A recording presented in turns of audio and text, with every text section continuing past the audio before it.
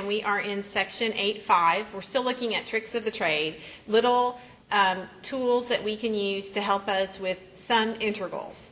And this first integral, or the one that we're going to look at today, is when you have integrals that have square roots and squares in them. It's really fun to use some trig substitutions. And so what you're going to notice is when integrals are of a particular form, you will do this, you do these kind of trig substitutions, and you're going to see how useful. So again, you hear me talking about Big Daddy all the time. It's again another application of cosine squared plus sine squared equals 1, or the two friends, you know, the secant squared 1 and the tangent squared 1. So we're going to be using those three identities and to help us with integrals that would otherwise be challenging to integrate. Okay, so we will start by looking at these problems. And what you're going to see is they give you, these are the three basic substitutions that you're going to be using. If you have an a squared plus an x squared somewhere in your problem where a is just a number and with a square root, then they tell you to make the replacement a tangent theta, x equals a tangent theta. And the reason you would do that is because in here, if you made that substitution, you would have the square root of a squared plus a tangent theta squared. Well, of course, the a squareds can cancel out or can factor out of that, and then you'd have 1 plus tangent squared theta under the square root. And you know that 1 plus tangent squared theta is, by definition, secant squared theta. And then you can take that square root, and that's where they get the a on the absolute value of the secant of theta. Now, a is always positive because it's a side length on the triangle, but you don't know about that, so you have to figure out, you have to say that it's an absolute value for the secant theta. So the same is true here. If you have a square root with an a squared minus an x squared somewhere in your integrand, it may be to your benefit to make the substitution x equals a sine theta, and then when you plug that in there, you'll get the Pythagorean identity that will allow you to write this as a times the absolute value of cosine, and then you can integrate that, and then also the same here.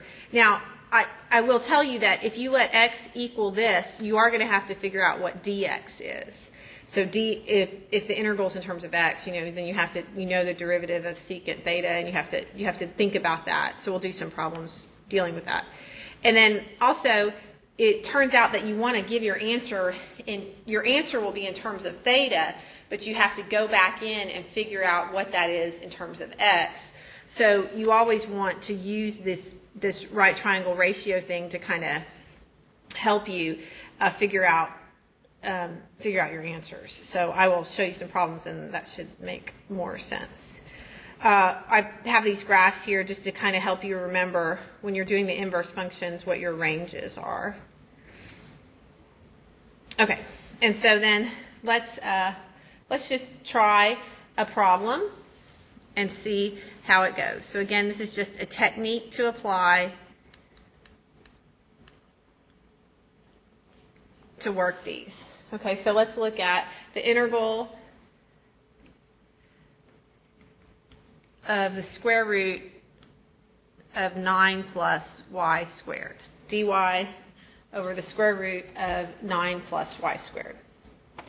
Okay, so you should realize that there's nothing, you're really out of luck if you were just trying to integrate that.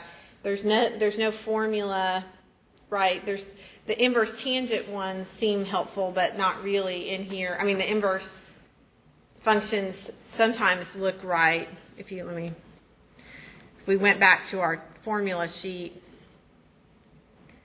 I don't think we're going to have one that is really in exactly that form. Well, let's see. We've got an a squared minus a u squared, but we don't have an a squared plus a u squared, right? We do have just a squared plus u squared in the denominator. We know that's the arctangent, but we had a square root on that. So we don't have quite what we need there, so we can't use those formulas to help us work this. So we'll come in here and we will try. Okay, so this one is dealing with a squared plus, in this case, x squared. So they're saying when you have the plus, you want to make the substitution x equals a tangent theta. And in our case, it's going to be y equals a tangent theta. So we're going to let y equal a tangent theta, where your a is 3. Okay, because this is a squared plus y squared. So y is equal to 3 tan theta. Okay, and so then you have to find dy. And what's the derivative of the tangent? So it's 3 secant squared theta d theta. Okay, and now you're ready to go ahead and make your substitution. So this integrand is going to become, instead of dy, we'll write 3 secant squared theta d theta. And instead of the square root of 9 plus y squared, and I'll go ahead and show you all the steps this time, we're going to do 9 plus 3 tangent theta squared.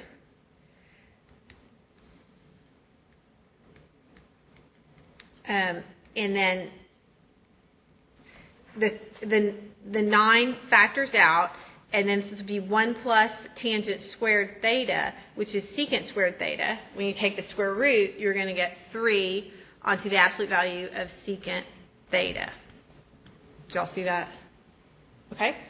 And so then you're able to cancel the secant theta with one of these, and then the 3, and so you just have the integral of secant theta d theta. Now that one is on our sheet, right? On our sheet,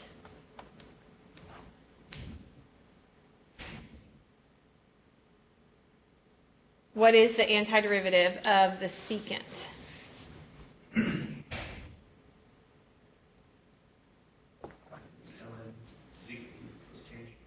Right, so it's going to be the ln of secant theta plus tangent theta, and those are an absolute value, and then plus c, right? Yeah? Why is it you're able to cancel out the absolute value you're seeking? Because it's secant,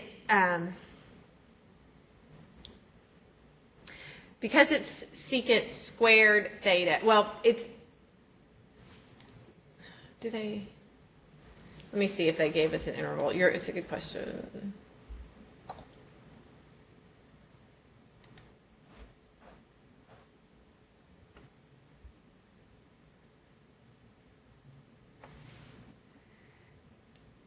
I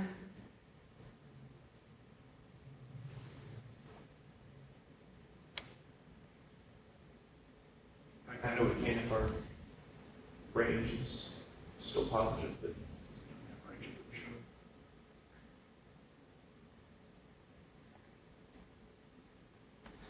All right. The range of the tangent is, or the, okay, the,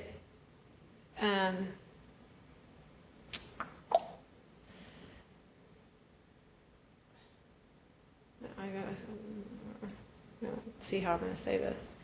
Well,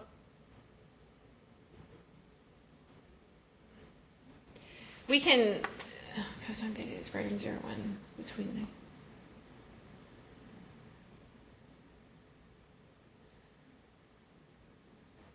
I think we're going to, I mean, in honesty, I think you're going to have to say for theta between negative pi over 2 and pi over 2. I mean, you kind of do have to make, that restriction. And then if you do that, then the secant between negative pi over 2 and pi over 2 is the reciprocal of the cosine, which is positive. So yeah, you're right. You can't just without making some sort of restriction. So I don't think I could have gotten away without making that restriction. So thank you for clarifying that. Okay, so yeah, because you can't just always ditch those absolute values. Okay, now you don't want to leave your answer like this. You want to leave your answer in terms of y. And so you're going to have to do a little bit of work here. First of all, let's go back up to what our substitution was. We were told that y is equal to 3 times the tangent of theta. And so what that means is that y over 3 is equal to the tangent of theta, right? And so remember, we're using a right triangle trigonometry here to help us. So if this is our acute angle theta, which is, then tangent is opposite over adjacent, which is going to be y over 3. And so then the hypotenuse, of course, is the square root of 9 plus y squared. So the secant of theta, which is 1 over the cosine of theta, is the hypotenuse over the adjacent. So that's going to be the square root of 9 plus y squared over the adjacent to theta is 3. So you will make your substitution here. This is the ln. Instead of secant theta, you'll do absolute value square root 9 plus y squared over 3 plus the tangent of theta, which is y over 3, plus c. And you could actually write this as the ln of the square root of 9 plus y squared plus y all divided by 3. And then you could use the quotient rule, and you could write this as the ln of the square root of 9 plus y squared plus y minus the ln of 3 plus c. Do y'all agree with that, with the quotient rule? But this is just a number, so you may as well just shove it in with your c. So you can just write this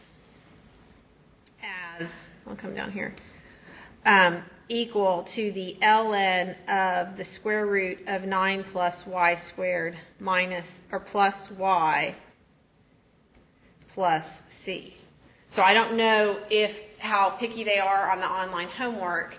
I would be fine if I were just grading it. I would be fine right here. But just so you know, it's actually true that you could simplify it that way. You don't have to make that. Okay? All right, let's try another one.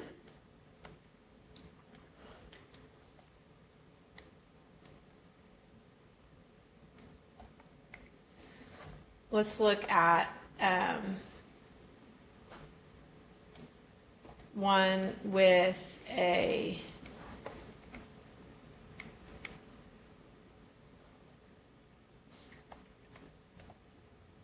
one like this one. Okay, so let's look at the integral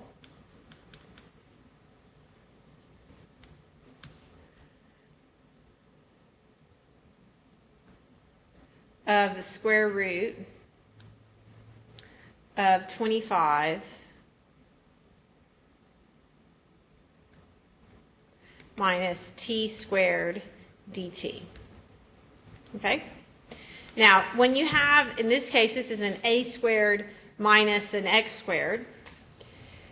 According to the chart here, we should use this second one. We should let x equal a sine theta.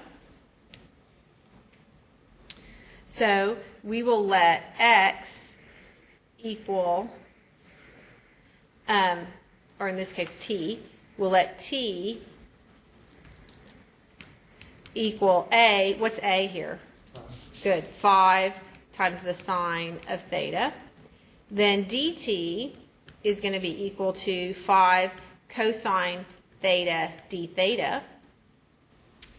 And so we will plug this in here, and we'll have the integral of the square root of 25 minus 5 sine theta squared times 5 cosine theta d theta, because that's our dt. And then we see here that we can factor the 25 out, and we have 1 minus sine squared theta times 5 cosine theta d theta. Well, 1 minus sine squared theta is cosine squared theta.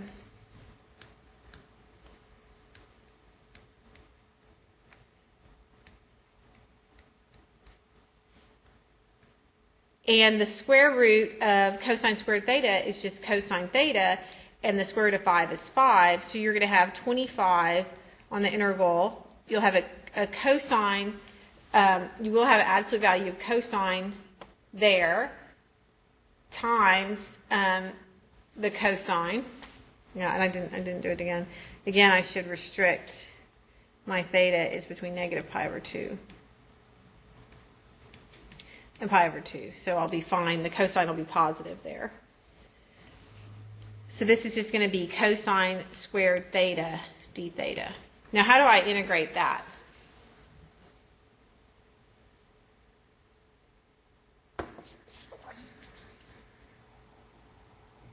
Substitution.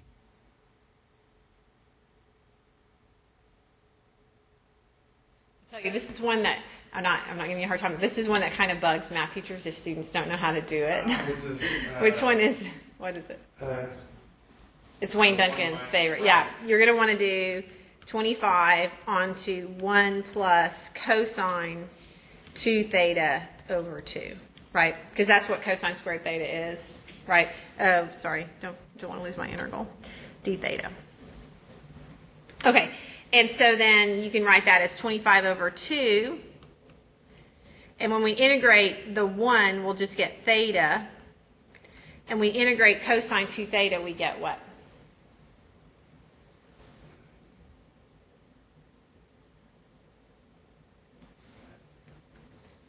What's the integral? It's sine 2 theta over what? Well, I already pulled one. Mm-hmm. So over 2. Mm-hmm. Plus c. Okay? All right. Now, you are going to have to do a little bit of thinking here because you let t equal 5 sine theta, but your answer has a sine 2 theta in it. So you're going to have to remember, does anybody remember anything that we can do with that sine 2 theta?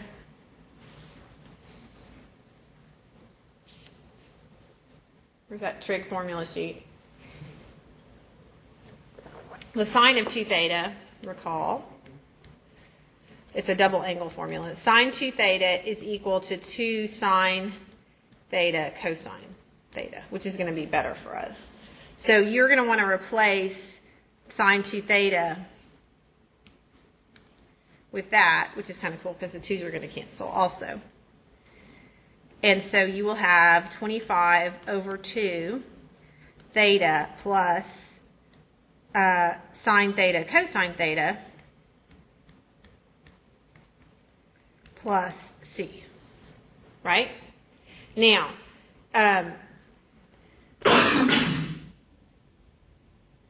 recall what your substitution was. T was equal to 5 sine theta.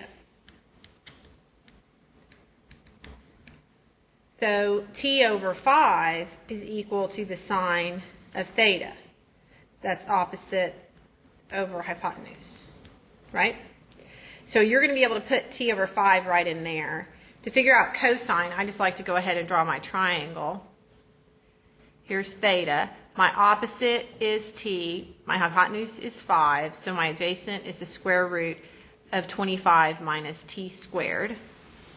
And so the cosine is adjacent over hypotenuse, which is the square root of 25 minus t squared over 5. And so that's what you'll put in for the cosine. So you'll have 25 halves, and you'll have theta plus the sine of theta, which was t over 5, times the cosine of theta, which is the square root of 25 minus t squared over 5. And so, and then of course plus c.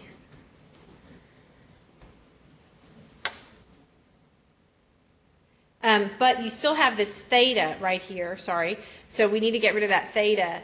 If we know that the sine of theta is t over 5, then we know that theta is equal to the inverse sine of t over 5. So we'll take that and place it in right there. So we'll have 25 halves times the inverse sine of t over 5 plus t over 5, I guess we could say t over 25.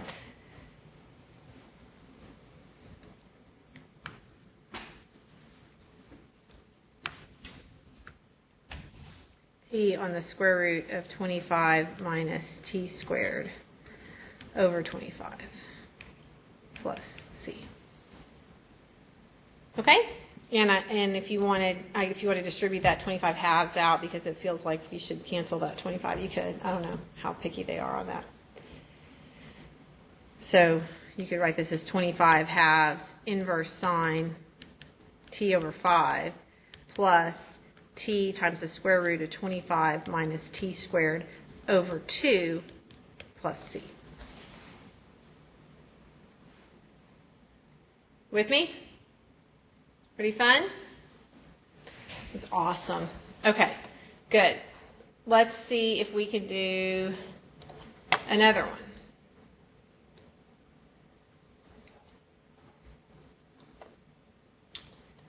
What about this example 3, where we have the integral of the square root of y squared minus 49 over y dy, and we are told that y is greater than 7. Well, on this one, we'll need to use the third substitution that we were looking at, which is the x squared minus the a squared. When that's the case, they tell us to use x equals a secant theta. Okay? So we'll use x equals a secant theta, or in this case y. So y is equal to a, which is 7, times the secant of theta. Your conference is scheduled to end in 2 minutes. And we are going to need to restrict, in this case, if we're doing secant, then we should restrict our secant. If you look at this graph for your secant, if theta is going to be equal to the inverse secant of x over a, then you need to restrict it to be between 0 and pi over 2. We need to look at it between 0 and pi over 2 for your theta. So we will say 0 is less than theta, which is less than pi over 2. And that's good because between 0 and pi over 2, your tangent is positive. And you know your tangent is going to pop up in here because you'll see what happens in a minute. All right, so your dy, what's the derivative of the secant?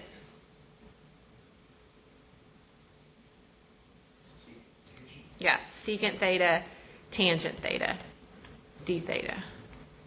All right, so now you'll come up in here and you'll say the square root of 7 secant theta quantity squared minus 49 over y, which was 7 secant theta, dy, which is 7 times secant theta tangent theta d theta. Okay, so you should see that these will cancel. And inside the square root here, the 49 factors out, and you have secant squared theta minus 1, which is tangent squared theta in the square root, and then times your conference is now over. Theta, Goodbye. d theta. And so then this is just going to be 7 onto tangent theta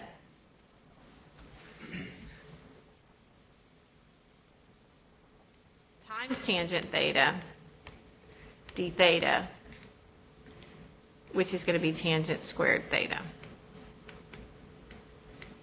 And since we're dealing with since we restricted our theta to be between 0 and pi over 2, we don't have to worry about it being negative on that interval.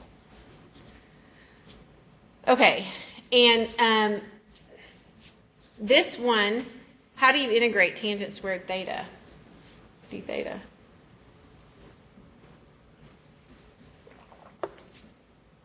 If I pull that 7 out in front, anybody got an idea? Yeah, use that identity like one more time. So you'll say 7 times the integral. Tangent squared theta is equal to secant squared theta minus 1, right?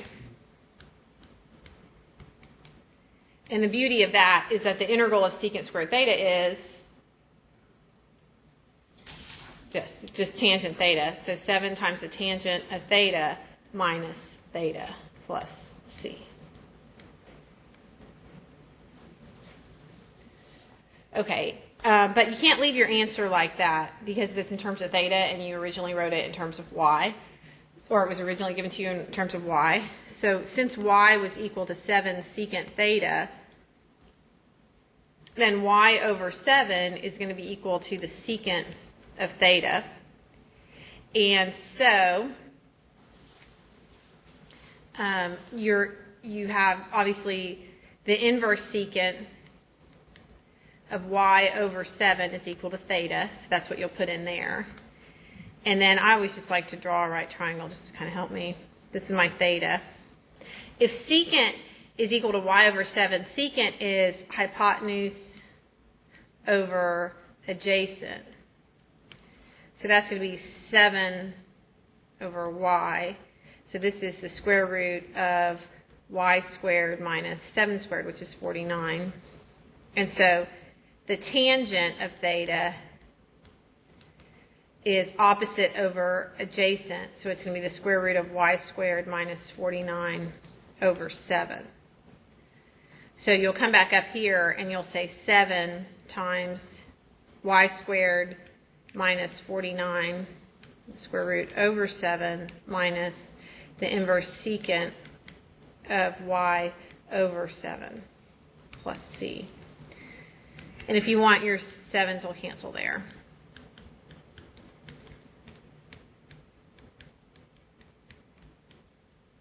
Okay? And that is what you get. Now, oh, I got to put this 7, yeah. Looks bad. Minus 7 times the secant.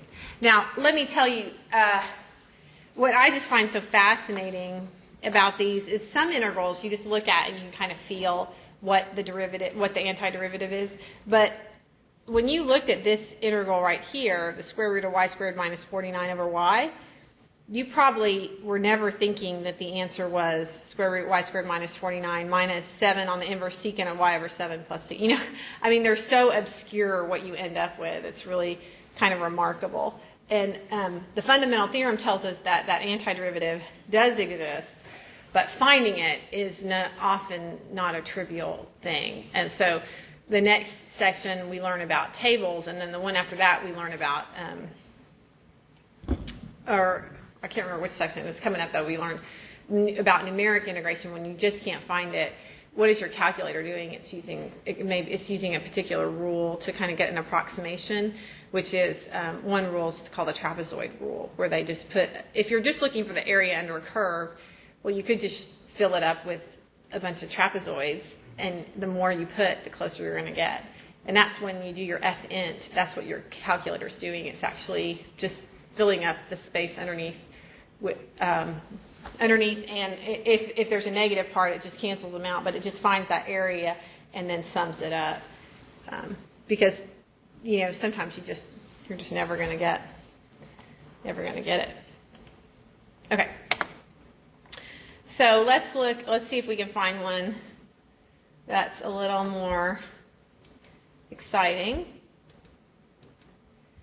Let's see. How about, I'm just looking in the textbook, pulling some out of here.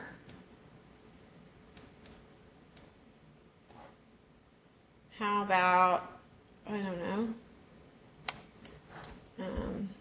Once you kind of get it, it seems pretty good. I don't know, this one looks pretty fun. Here's an example.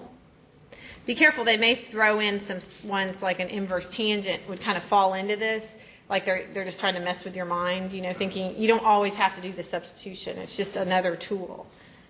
All right, the antiderivative of 2 dx over x cubed onto the square root of x squared plus 1. All right, so let's see about that one. Let's see if that's one that's going to stress us out or not. Okay, well,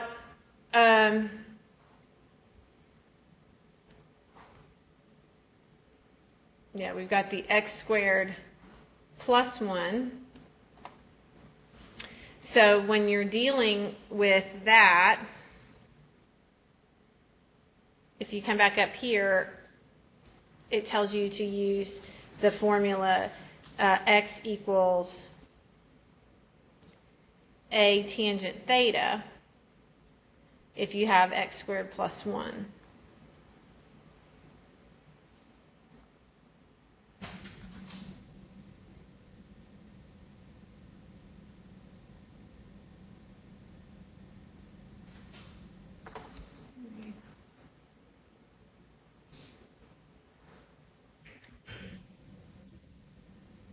But we have, did I copy it right?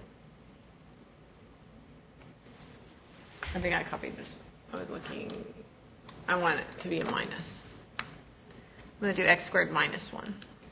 So for the minus 1, if I'm going to do a minus 1, I should do x equals a secant theta, because that would be the x squared minus the a squared. Okay, so when I try this one, I'm going to do x equals a, which is 1, secant theta. And then my dx is going to be, excuse me, secant theta, tangent theta, d theta. Okay, and so I will come in here and put the 2 out front. I'm going to have a secant theta, tangent theta, d theta is what I'll replace dx with. And then I'll have secant theta cubed. And then this square root, this is going to be secant squared theta minus 1, which is, of course, my tangent theta. So this is going to be 2 times the integral of secant theta, tangent theta, d theta over secant theta cubed times the square root of secant squared theta. This is tangent theta, d theta, or no, d theta. Okay, and so my tangent thetas cancel. Secant, one of these will cancel, and we'll have a squared in the bottom. All right, and 1 over the secant is the cosine. So we're back to our friend cosine squared theta, d theta, which we can integrate. The integral, you want to use Wayne Duncan's favorite formula there, 1 plus cosine 2 theta over 2. That's fun, our 2's cancel. And so we do get theta plus the sine of 2 theta over 2 plus c. But again, remember, the sine of 2 theta is 2 sine theta cosine theta. So that if you divide by 2, that cancels. So that's going to be sine theta cosine theta plus c. Okay, and we had let x equal the secant of theta.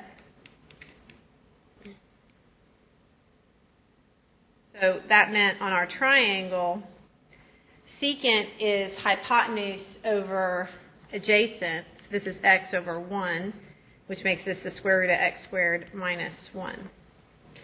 So theta is, what's theta?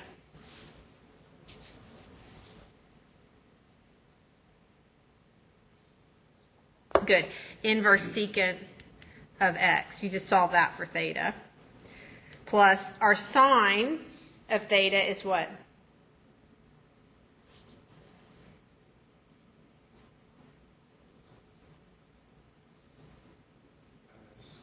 X squared minus Square root x squared minus 1 over x, because remember the sine is opposite over hypotenuse. The cosine is adjacent over hypotenuse, so that's going to be 1 over x, and then plus c. And so you could write that as over x squared. And so we would say the inverse secant of x plus the square root of x squared minus 1 over x squared plus c. Again, I mean, I just don't think you would stare at that and come up with it. Okay? All right. Ms. Brooks, Yes. how do you go from the sine 2 theta over 2 to sine theta cosine theta? Okay, remember that the double angle formula for sine 2 theta is 2 sine theta cosine theta. That was the double angle formula. And then my 2's canceled. Okay. You with me? The double angle formula, he's kind of my friend. He comes up a lot. There's a few that really, I mean, you should just spend your nights memorizing that sheet. It'll make your life better, I guess. I don't know. Should we do another one? How about, here's one that looks like fun. This is kind of a combo problem. Here's a combo. This is example 5.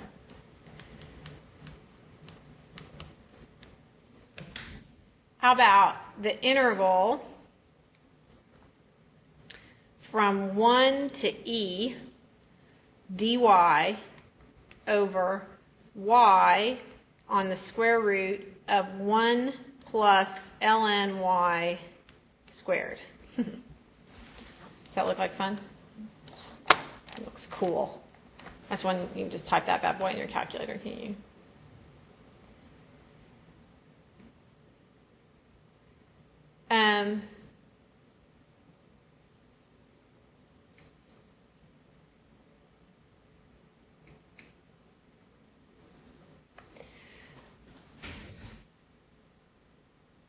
On this one, this is like, I don't know how you would know to do this without me telling you. So I'm just going to tell you. On this one, the trick here is to let y equal, and you'll see how cute this is, e to the tangent of theta. And then what will happen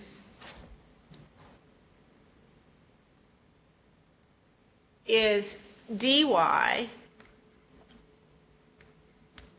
will equal e to the tangent theta times the derivative of tangent, which is secant squared theta d theta.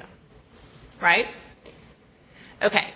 Now, what will happen to the square root of 1 plus the ln of y squared? Well, this will become 1 plus the ln of y is just going to be tangent theta. The ln of e the tan theta is just going to be tan theta and then squared. So this is going to be square root of 1 plus tan squared theta, right? Which, of course, is what? Secant squared theta. All right. So you're going to have the integral from 1 to e. Your dy was this e tangent theta secant squared theta d theta. Your y was e tan theta, which is cool because that canceled. I'm sorry, this is just secant, right? Because this is secant squared, and then when you take the square root, it's just secant. And then this is just secant theta. And then this is really cute because that all that stuff cancels there, and you have the integral from 1 to e of just plain old secant theta d theta, which is your ln of secant theta tangent theta secant theta plus tangent theta. And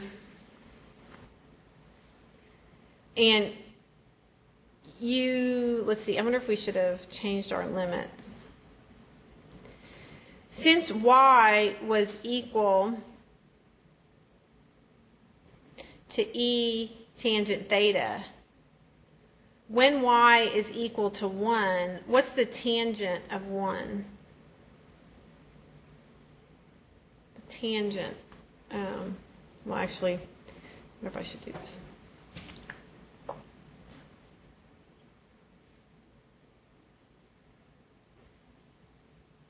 I guess I'll just do it. I'm going to get back into y format. Okay, so this will be the ln. Okay, secant theta. Let's see. If y is equal to e tangent theta, then if I take the ln of both sides, ln y is equal to tangent theta, right? So this one can be plus the ln of y. And if I have my triangle, and this is theta, and this is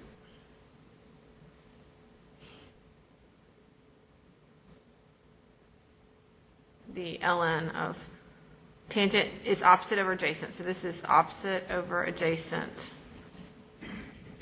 And then secant, so this makes this 1 plus the ln of y squared. Secant is 1 over the cosine, which is, cosine is adjacent over hypotenuse, so it'll be hypotenuse over adjacent. So it's just going to be that. So it's the square root of 1 plus the ln of y squared. And we're going to evaluate that from 1 to e. Okay, so we're going to do the ln of the square root of 1 plus the ln of e squared plus the ln of e minus the ln of the square root of 1 plus the ln of 1 squared plus the ln of 1. All right, so this is the ln of, the ln of e is 1, square root is 1, so the ln of the square root of 2 plus the ln of e, which, what's the ln of e? 1, minus, all right, this is, the ln of 1 is 0, so this is the square root of 1, which is 1 plus 0, and then the ln of that, which is 0. So the answer is just the ln of the square root of 2 plus 1 as your answer. So that one, that's kind of one of those tricky algebra ones, right? Is that what you're saying? Oh, that one. Because your calculator would never give you that, so you'd have to really. That was not too bad, though, I guess. That's what you're thinking. No, I don't think Yeah, it wasn't too bad. Okay. All right, so I think that this, you got this little technique now down to help you work these types of problems. Basically, depending on what the integrand looks like, you make these different substitutions. If you have a squared plus x squared, you do a with the square root a tangent theta. But, I mean, don't let it fool you. If you just had 1 over 4 plus x squared dx, you're not going to use this, right? That's your inverse tangent one, you know. So kind of watch out, because they do, I think they do try to throw in some one, you know, just to kind of throw you off. But this one, pardon? Could you do it this way? Well, I think you would be, let's see, 1 over, would I say 4 plus x squared? Let's see. Say you wanted to, the question was, could you do it this way? So this is just sort of extra information. We'll find out. Okay, so if we let x equal a tangent theta, that would be the integral of 1 over 4 plus, that'll be, we do 2 tangent theta, right? X would be 2 tangent theta, so that would be 4 tangent squared theta, right?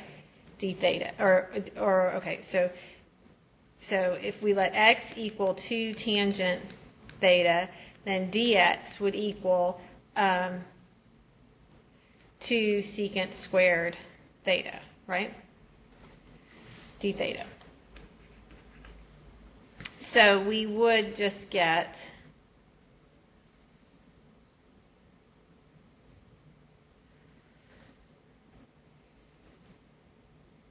two secant squared theta. I guess, yeah, because you'd get the, I mean, I think it probably would work. I kind of ran out of room here. Okay. This is just for fun. Okay, so this is going to be 1 over 2 secant squared theta d theta. That's what we put in for dx.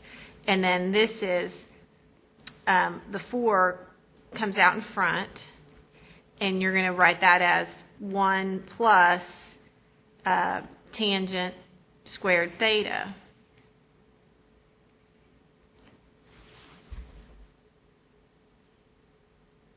Which is, see, I think you're in trouble, though, because you're not going to get your inverse tangent. So I guess the answer to that is no. Right? The derivative of tangent is secant squared, right?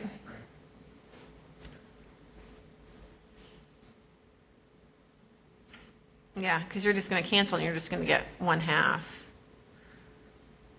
which is not going to be, it's not going to work. So no, you need to use the other formula.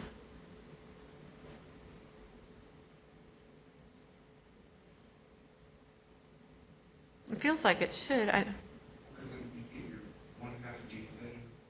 Yeah, that's all you would get. Well, okay, so say you got, well, yeah, okay. So then you just get 1/2 theta, right? Plus c.